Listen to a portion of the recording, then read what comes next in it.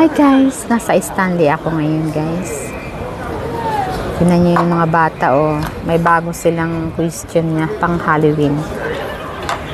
Nasa Stanley ako ngayon. Makulimlim ng panahon. So ayan. Ang cute ng bata oh. Ayan guys. Ang ganda lang dito sa Stanley nito. Hindi nakakasawa yung ano dito guys.